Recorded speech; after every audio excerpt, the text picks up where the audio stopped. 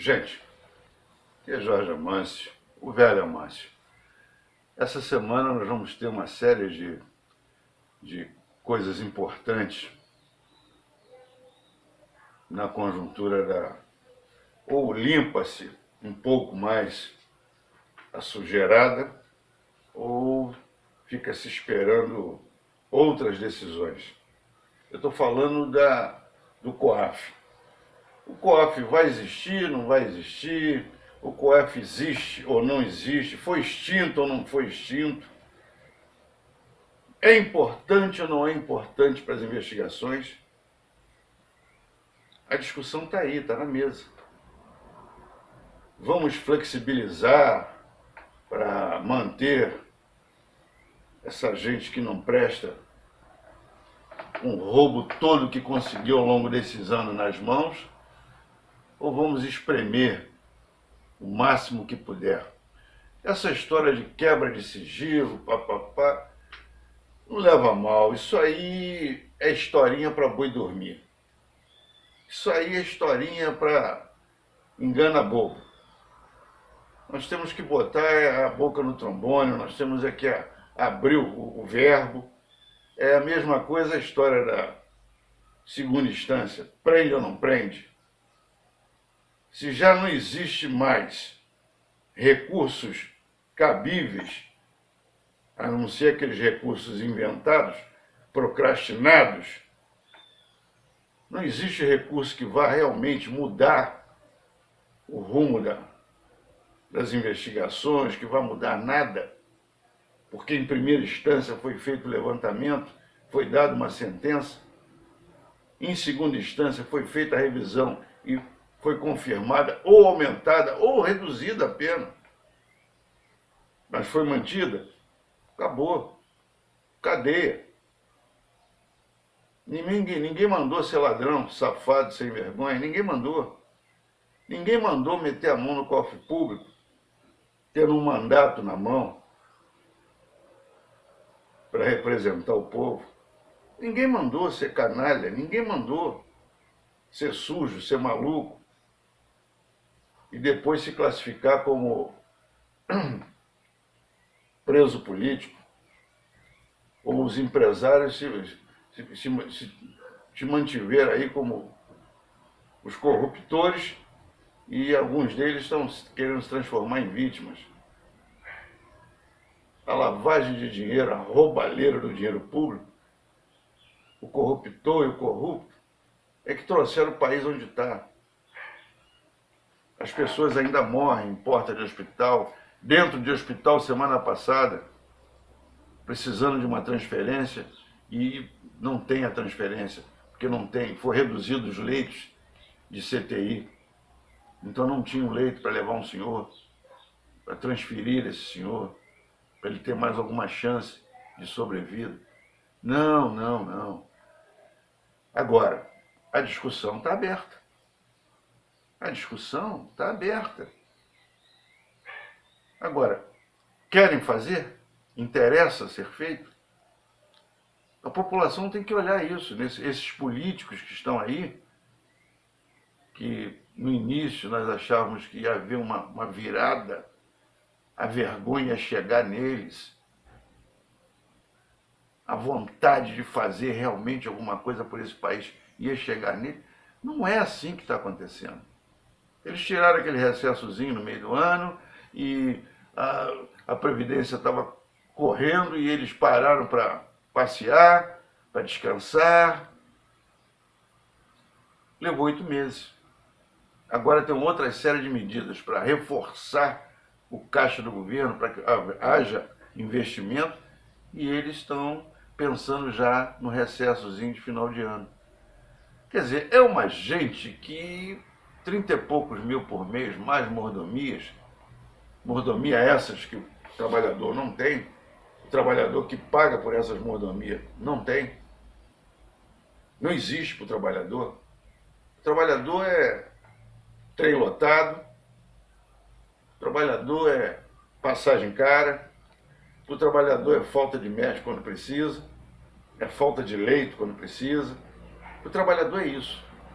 do trabalhador é botar a cara na rua e tomar tiro, bala perdida, bala achada. Do trabalhador é isso. Enquanto isso, as pessoas que têm a responsabilidade de tomar medidas para suavizar essa dor toda, essas pessoas estão discutindo o sexo dos anjos, estão discutindo milhares de outras coisas que não tem nada a ver com a necessidade atual. A nossa Constituição já está se transformando numa coxa de retalho. Ela foi feita, é uma jovem Constituição, como eles gostam de dizer, tem 31 anos, mas essa coxa de retalho está se transformando em coxa de retalho por quê? Porque lá, quando foi promulgada, quando foi estudada, estava saindo de um regime para o outro. Então eles pensaram, os constituintes da época pensaram em 1000 formas de segurar, de proteger as autoridades da época. Só que agora nós precisamos modernizar essa Constituição.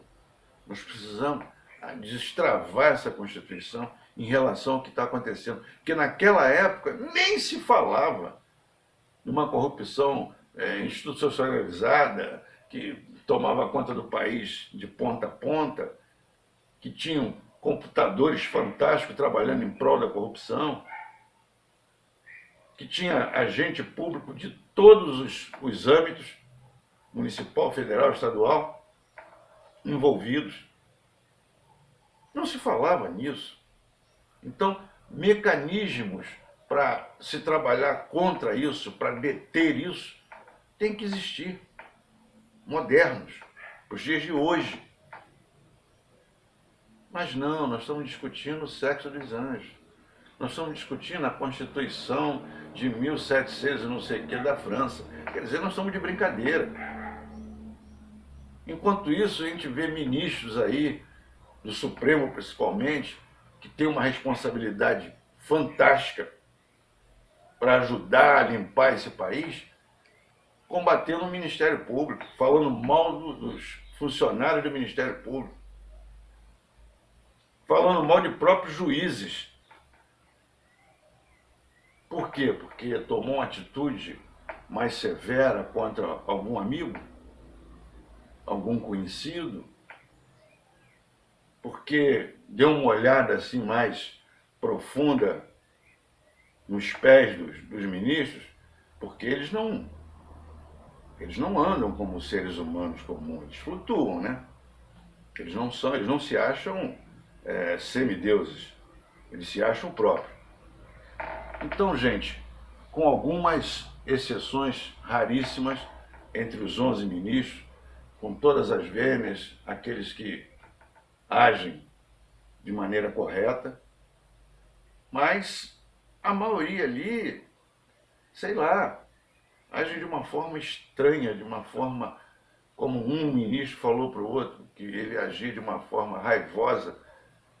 Mas é uma forma raivosa, não é contra bandido, não. É contra quem está tentando agarrar o bandido. Aqui o policial, o juiz, o agente do Ministério Público está se transformando em quê? Em bandido. Porque quando existe denúncia podre, denúncia que não tem quem é que fez a denúncia, grampos ilegais, e a gente vê um ministro defendendo isso como se fosse algo totalmente correto. Será que se fizesse isso com o ministro, botasse uma escuta no telefone dele e soubesse de alguma coisa que não fosse de aprovar, será que ele estaria defendendo isso? Então tu veja bem, nós estamos aí nessa semana com essas votações aí. Vamos ver o que eles querem fazer. Vamos ver o que eles querem fazer. Eles estão revogando pedidos que já fizeram, viram que seria um absurdo. É necessário se tomar atitude de verdade em relação ao país. Mordomia eles têm. Bons salários eles têm. O que mais que eles querem da população, meu Deus? se eles estão ali para cuidar dos interesses do país. Não no interesse de grupos, não interesse próprio, é interesse do país. Eles têm que tratar do país. Mas não, o que está se vendo aí não é isso. As pessoas que querem combater o crime, querem combater o mal feito, a pouca vergonha, a canalice, essas pessoas estão sendo atingidas. Nós temos uma imprensa que é notadamente, principalmente alguns órgãos, é notadamente aquela oposição que não existe, que é uma oposição desmoralizada, é uma oposição que bate palma para ladrão. Como é que pode defender alguma coisa? Então, gente, eu fico por aqui indignado como sempre, sabe? Achando que está tudo errado e acreditando que, de alguma maneira, que saber nós já sabemos de tudo, o povo sabe. Nós sabemos de tudo. Porque mesmo eles segurando nós sabemos. Antigamente tinha alguns órgãos aí de imprensa que só eles sabiam da sujeira. E eles iam soltando devagarinho, fazendo piada. E a gente ria, pensando que era para rir dos outros. Nós estávamos rindo de nós mesmos. E estava rindo da gente mesmo. Ser roubado, ser humilhado, ser safadeado, de tudo que é jeito. Gente, eu fico por aqui. Eu agradeço a atenção. Peço a vocês que participem, que cheguem junto, que dê o seu comentário. Eu não estou vendo interesse, talvez até porque o que eu falo, o que eu trago para discussão, não estou falando sobre os clubes de futebol, não estou falando sobre a seleção, talvez isso não esteja interessante. A seleção que vai trazer papá para a nossa mesa, vai colocar um médico lá no consultório para nossas crianças serem atendidas, vai dar condição aos nossos professores de se melhorar, se aprimorar para poder chegar à excelência no estudo. Eu acho que a seleção brasileira tem lá a sua disposição, interessa para nós, os nossos times de futebol também, mas o nosso dia a dia, nosso papá na mesa é mais importante. Gente, saúde para todos, um abraço e até a próxima.